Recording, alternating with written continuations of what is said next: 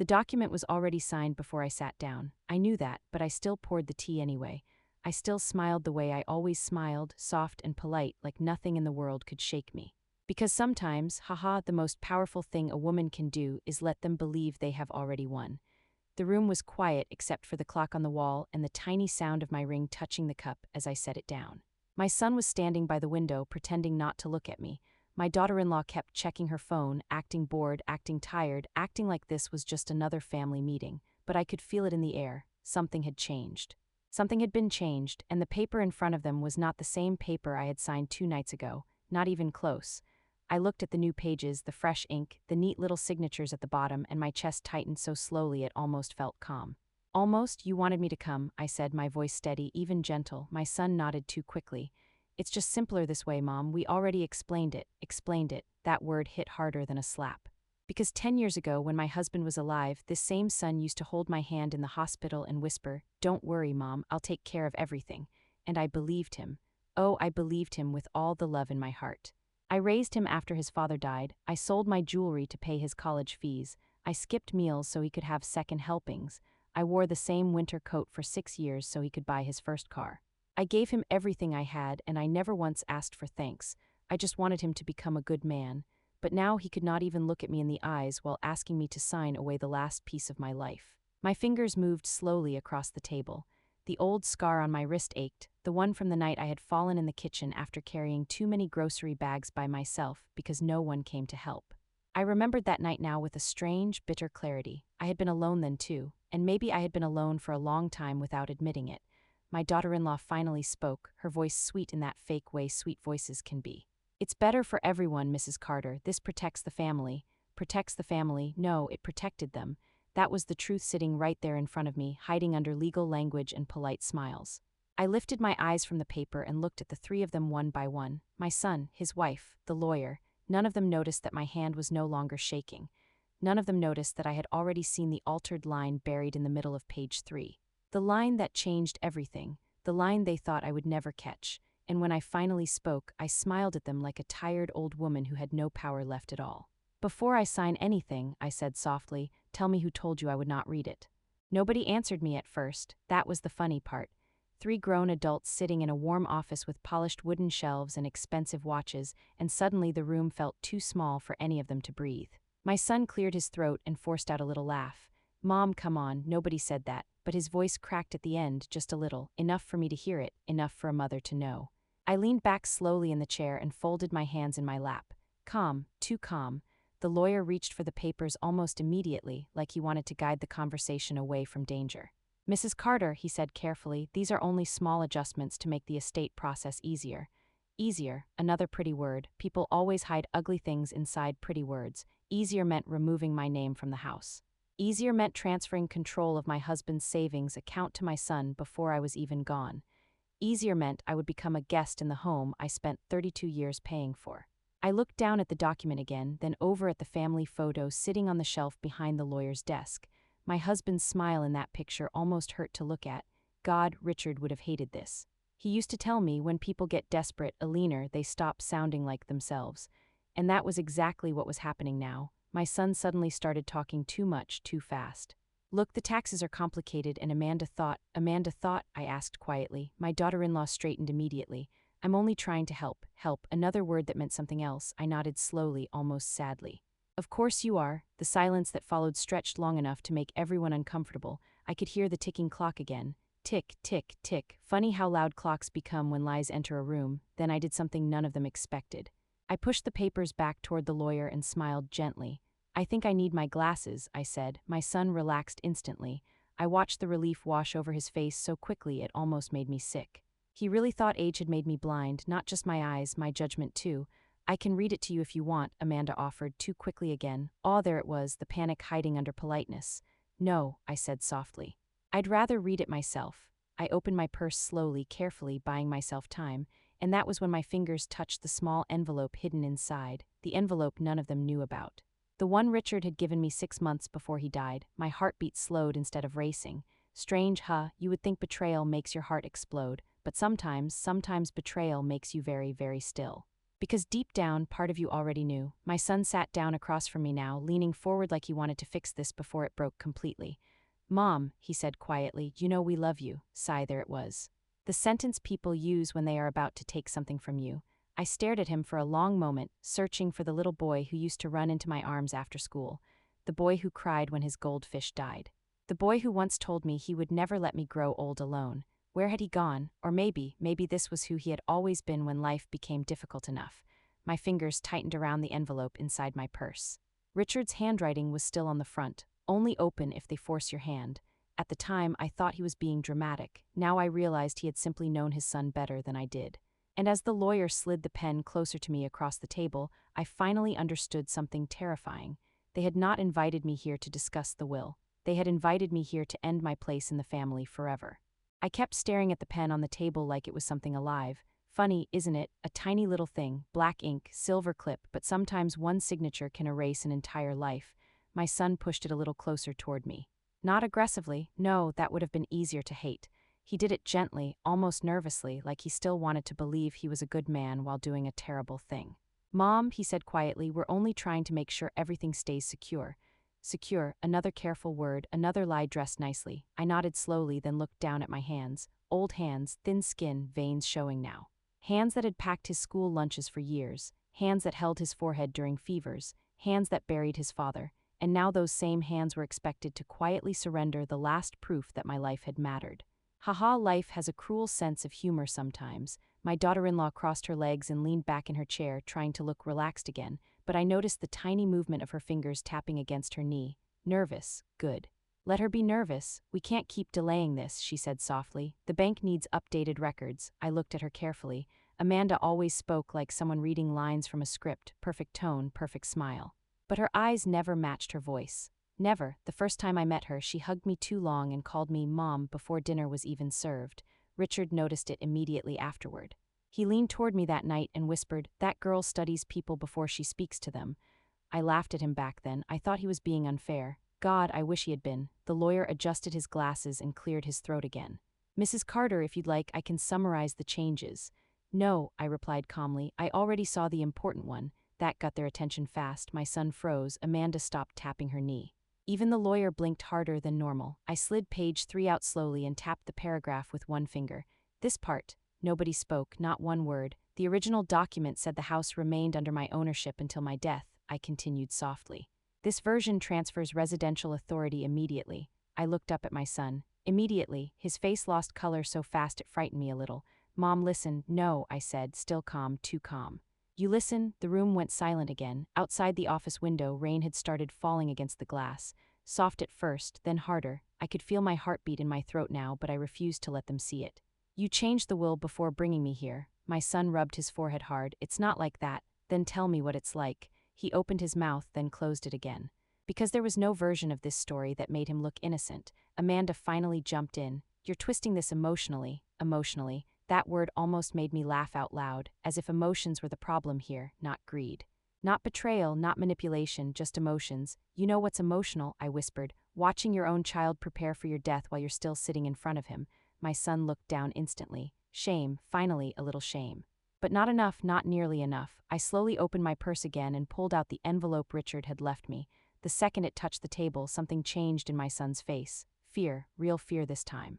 What's that? Amanda asked quickly. I didn't answer her. I kept my eyes on my son.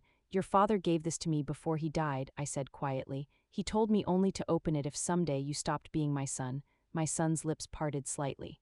Mom, no, I whispered. Don't call me that until I finish reading what's inside.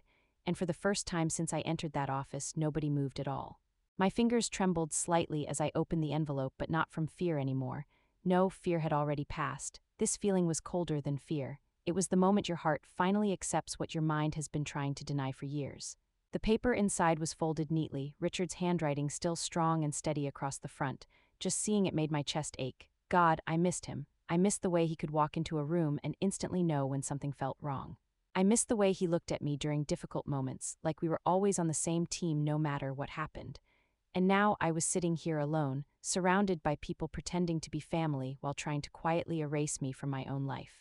I unfolded the letter slowly. Nobody spoke. Even the rain outside seemed softer now. My son stared at the paper like it might explode. Amanda looked irritated more than worried, which told me something important. She still believed she could control this situation. She still thought I was just an emotional old woman holding on to memories. She had no idea what Richard was capable of planning.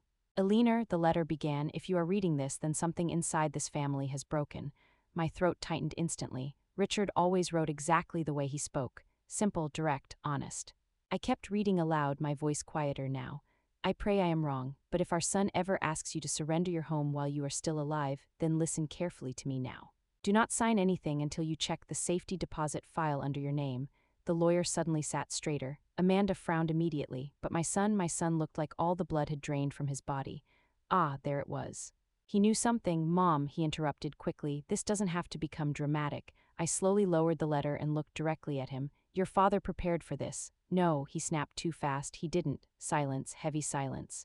The kind that exposes people before they realize they've exposed themselves, because he answered too quickly, too emotionally, and in that moment I understood something terrifying. This conversation had happened before. Maybe not exactly like this, but close enough. Richard had seen signs in him long ago, tiny cracks I refused to notice because mothers are experts at protecting their children from consequences, even when those children become dangerous. Amanda leaned forward now, forcing a calm smile. Mrs. Carter, maybe Richard was simply worried about legal confusion after his passing. I almost laughed. Amanda, I said softly, my husband built 2 businesses from nothing. That man could smell dishonesty faster than smoke. Her smile disappeared immediately. Good, let it disappear. I returned to the letter.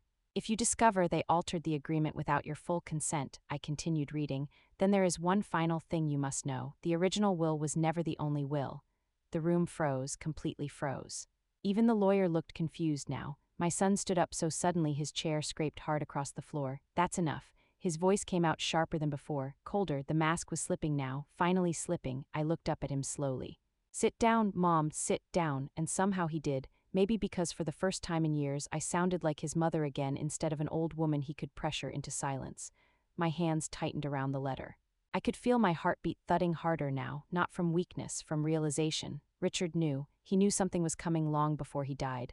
The final lines of the letter blurred slightly through my tears as I continued. Elinor, if this day ever comes, remember this. People who rush you are usually afraid of what happens if you have time to think. I slowly looked at the unsigned papers on the table, then at the clock on the wall, then back at my son. Suddenly everything made sense. The rushed meeting, the pressure, the fake concern, the changed documents overnight. They were afraid not of losing money. No, they were afraid I might discover what Richard left behind before they could take control of it first.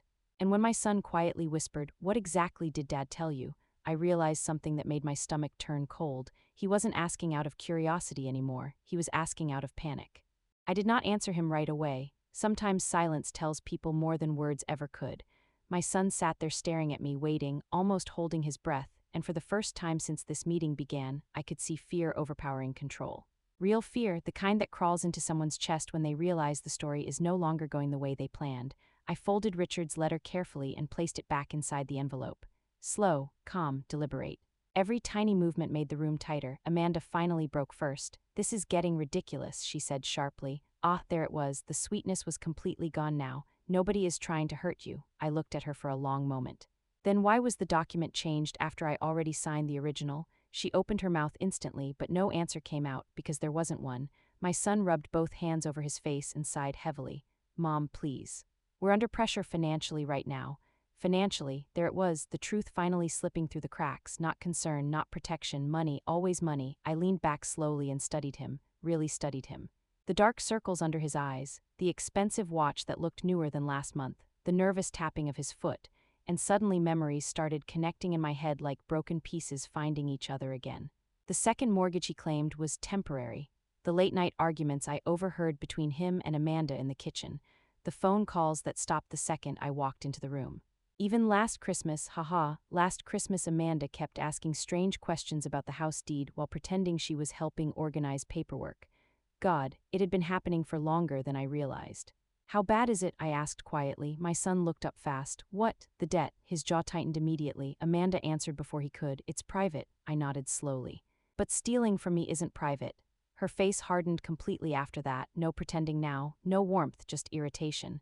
My son stood again and walked toward the window, running a shaky hand through his hair.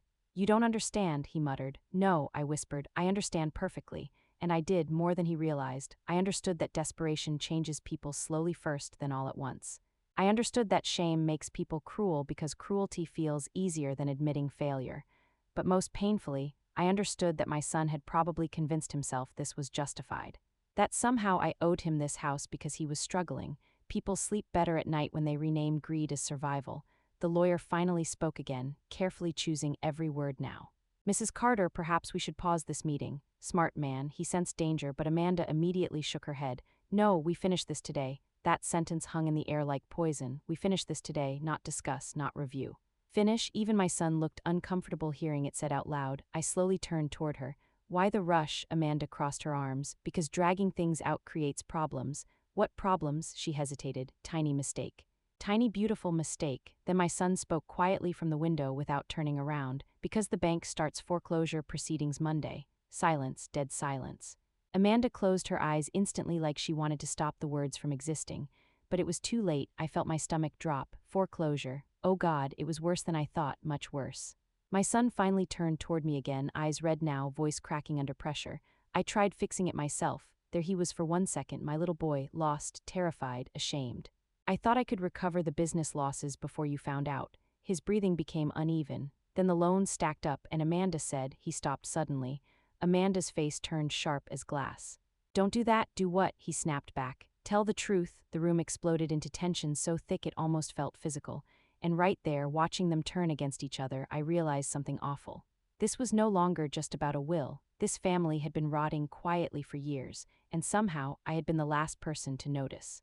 Nobody spoke for several seconds after that. The silence felt ugly now, not tense, not emotional, ugly, like all the love had finally been stripped away, leaving only desperation sitting naked in the middle of the room. My son looked exhausted suddenly. Older, smaller somehow. He slowly dropped back into his chair and stared at the floor like he could disappear into it.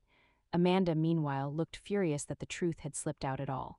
She kept her arms crossed tightly, jaw locked, eyes cold. Funny how quickly people stop pretending once they realize the performance is failing. I looked at my son carefully. How much? He swallowed hard. Almost $600,000. My breath caught in my throat. $600,000. God, for a second I honestly thought I had heard him wrong. How? I whispered. He laughed once, bitter and broken. Bad investments, credit lines. Trying to keep up appearances. Appearances. Ah yes, the expensive dinners, the luxury vacations posted online, the giant SUV parked outside while they complained about rising costs.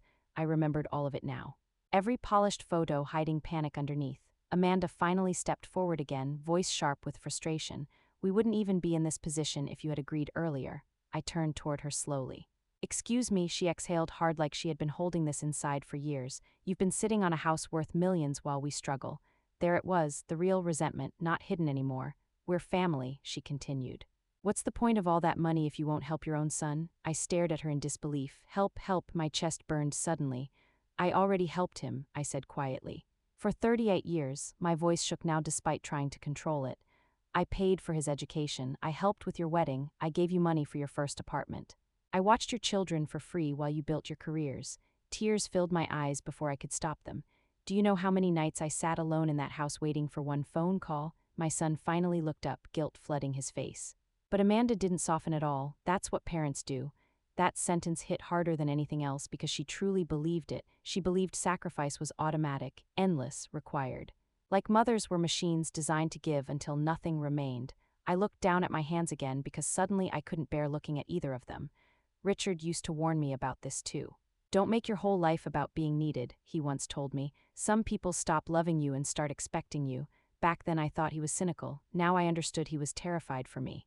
The lawyer quietly gathered a few papers together, clearly wishing he were anywhere else. Smart man, he knew this had stopped being legal and become deeply personal. My son's voice came out small now. Mom, I never wanted to hurt you. I believed him. That was the worst part. I actually believed him. Most betrayal doesn't come from people wanting to destroy you. It comes from people wanting something badly enough that they convince themselves your pain is acceptable. I wiped my eyes slowly and took a long breath. So what was the plan? I asked softly. You moved me out quietly after signing. No, my son answered immediately, too immediately. Then he hesitated, tiny hesitation, tiny horrifying hesitation. Amanda spoke instead. We discussed assisted living options. Assisted living, haha wow, such clean words for abandonment. I nodded slowly while my heart cracked piece by piece inside my chest. You already picked a place, didn't you? Neither answered. That was answer enough. God, they had planned my future without me. My son suddenly stood again and moved toward me desperately. Mom, listen to me. We were going to visit you every week, like I was already gone. Like I was some fragile object to be stored somewhere until death arrived politely. My throat tightened so hard it hurt to breathe. Then, before I could even stop myself, I asked the one question I had been avoiding since this nightmare started. Was any of it real? My son froze completely. What? The love, I whispered, crying now. Was any of it real, or was I just useful? And the terrible thing was, he couldn't answer me immediately. That silence destroyed me more than shouting ever could. My own son stood 3 feet away from me, mouth slightly open, eyes full of panic and guilt, and he still could not answer the question fast enough. Was any of it real, God? A mother should never have to ask that. I looked away before he could finally speak because suddenly I was afraid of the answer. Afraid that somewhere inside all this greed and pressure and manipulation, there might actually be truth. Maybe I had become useful more than loved. Maybe the phone calls became shorter because they were obligations. Maybe the visits stopped because there was nothing left to gain except the house itself. Haha, funny how the human heart works. Even after betrayal, part of you still begs for a lie soft enough to survive. Mom, he said finally, voice breaking, of course I love you, but it sounded desperate now, not natural. Like someone trying to stop a building from collapsing with bare hands. Amanda rolled her eyes slightly and muttered under her breath, "This is becoming emotional blackmail." I slowly turned toward her. Blackmail? My voice became very quiet, dangerous quiet. You altered legal documents behind my back. She straightened instantly. We changed terms to protect our family. No, I whispered. You changed them to protect your lifestyle. That hit. I saw it hit. Her face hardened immediately because deep down she knew it was true. My son stepped between us quickly. Please stop, stop, another selfish word. People always ask for peace after they create chaos. I stood up slowly from the chair and suddenly everyone in the room became alert because until now they still saw me as weak, old, emotional, but something inside me had shifted. The pain was still there, yes, but beneath it now was clarity, sharp clarity. I reached for my purse calmly and pulled out my reading glasses, then I picked up the altered will again. There's another problem, I said quietly. The lawyer frowned. What do you mean? I flipped to the final page. This witness signature isn't valid. The lawyer immediately stepped closer, confusion spreading across his face. He adjusted his glasses quickly and took the paper from my hand. I watched his expression change almost instantly, first confusion, then surprise, then something much worse. Wait, he murmured. Amanda's posture stiffened. What? The lawyer looked directly at her now. This witness signed before the revision timestamp. Silence, heavy silence. My son looked between them nervously. What does that mean? The lawyer swallowed hard. It means the document may not hold up legally. May not, haha, no. I could already tell from his face this was bigger than may not. Amanda stepped forward quickly. That's just a technical issue. Forgery is not a technical issue, the lawyer snapped before catching himself. The room froze. Forgery. Nobody breathed after that word entered the air. My son stared at Amanda slowly, disbelief spreading across his face. What did you do? She looked cornered now for the first time all day. Good. I adjusted the timing because we were rushing, she said defensively. It changes nothing. But her voice shook now, tiny cracks finally showing. My son backed away from her slightly like he suddenly didn't recognize the woman standing in front of him. Amanda, don't look at me like that, she snapped. I did this for us, there it was again. Every terrible thing people do somehow becomes for us. I sat back down quietly because my knees suddenly felt weak.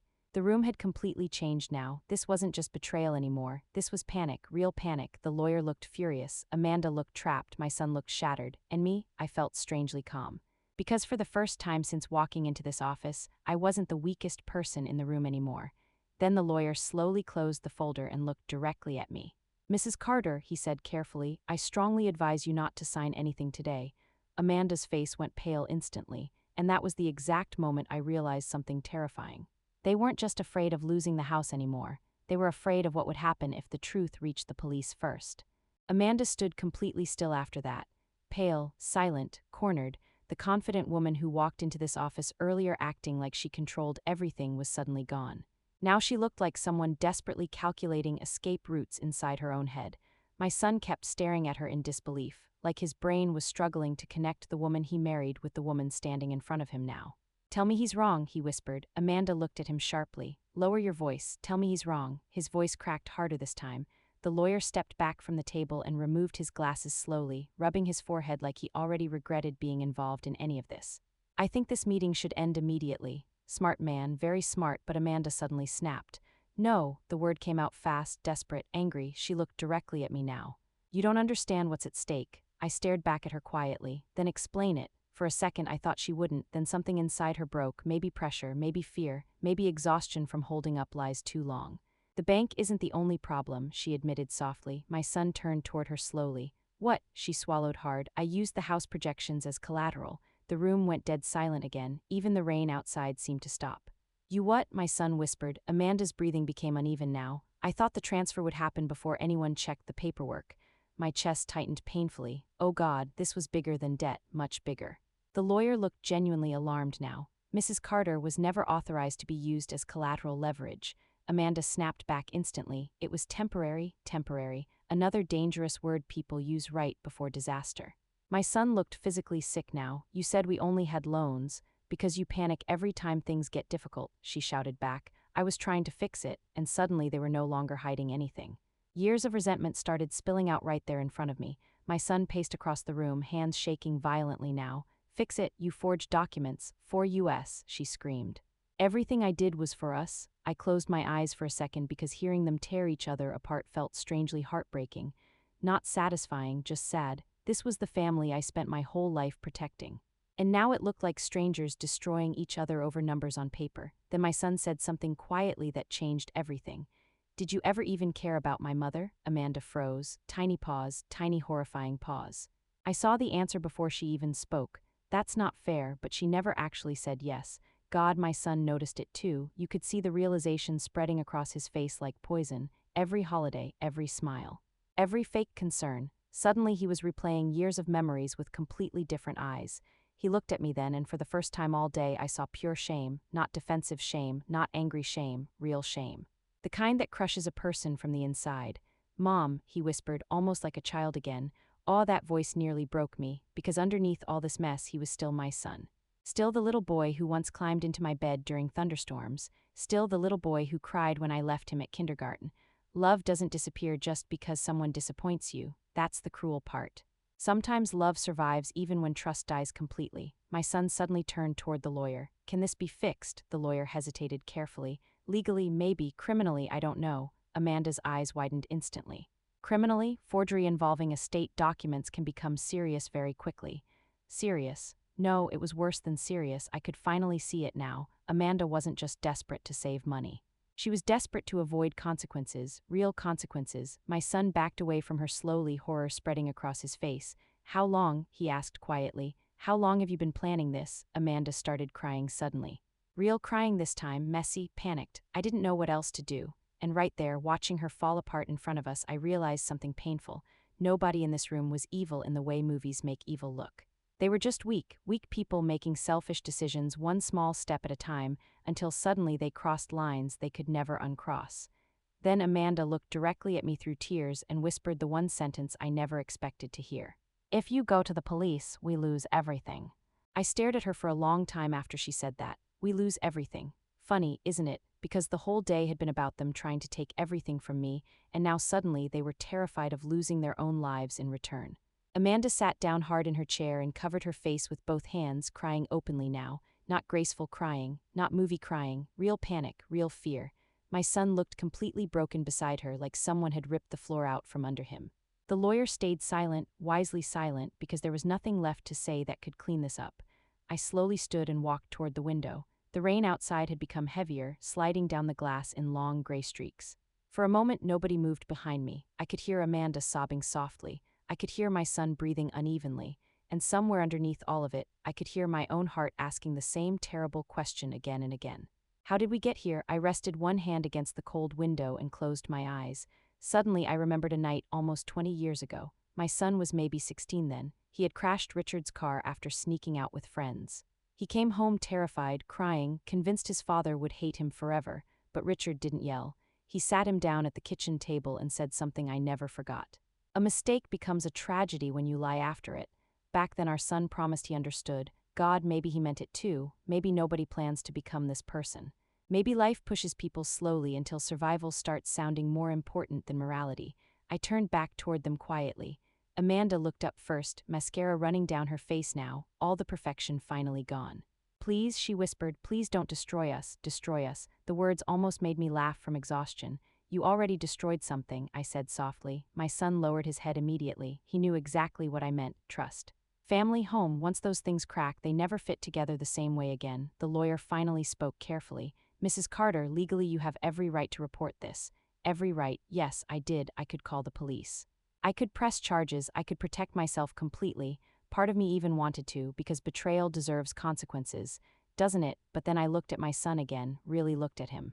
He wasn't staring at the house documents anymore. He wasn't worried about money in that moment. He looked like a little boy realizing he might lose his mother forever, and somehow that hurt more than the fraud itself. Mom, he whispered, voice trembling, I swear to you I never wanted it to go this far.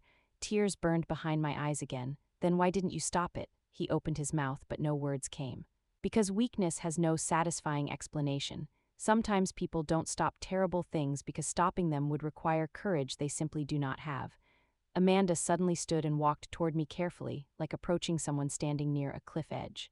I know you hate me, she said through tears, but I love him. I stared at her silently. I was trying to save our life, I nodded slowly, and in the process you almost destroyed mine. That hit her hard.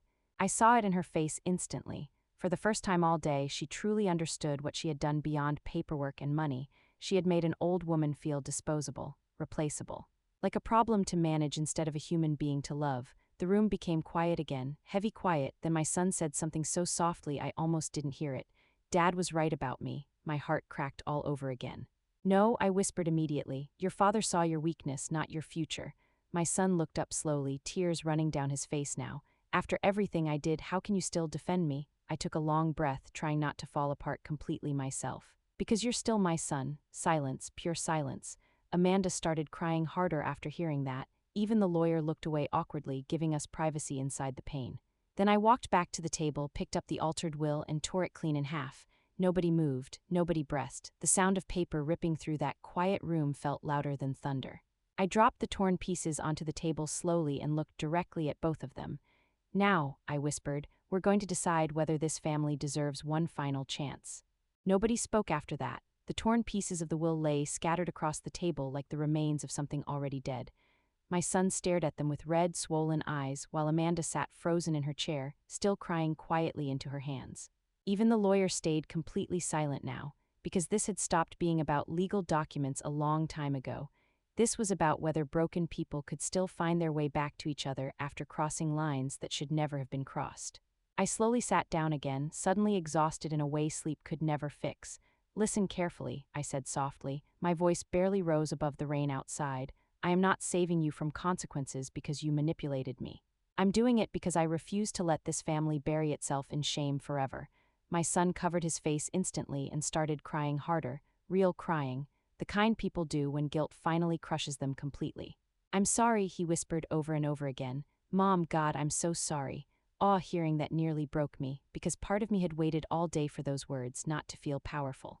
Just to know there was still a little humanity left inside him.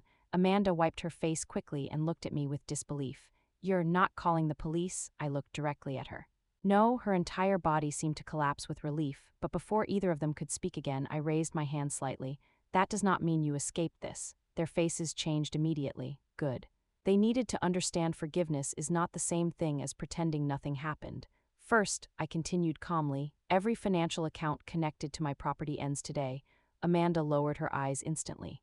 Second, the house stays entirely under my control until I die. No discussions, no pressure, no more hidden documents. My son nodded quickly through tears. Okay. Anything? Third, I said, voice tightening now, both of you will attend family counseling with me if you want any relationship after this. Amanda looked surprised by that one. Maybe she expected punishment. Maybe prison would have felt easier than sitting in a room forced to face what they became. I took a shaky breath, because I looked around the office slowly. This did not happen overnight, nobody argued. Because deep down they knew I was right. Families do not collapse in one moment, they collapse in tiny silences, tiny resentments, tiny selfish choices repeated again and again until love becomes transactional. The lawyer quietly closed his folder and stood up. I'll prepare documentation protecting Mrs. Carter's assets properly. Thank you, I said softly. After he left the room, the silence became more personal somehow, smaller, sadder. My son finally walked toward me slowly and knelt beside my chair like he used to when he was little. God, I almost fell apart seeing him like that. I don't deserve another chance, he whispered.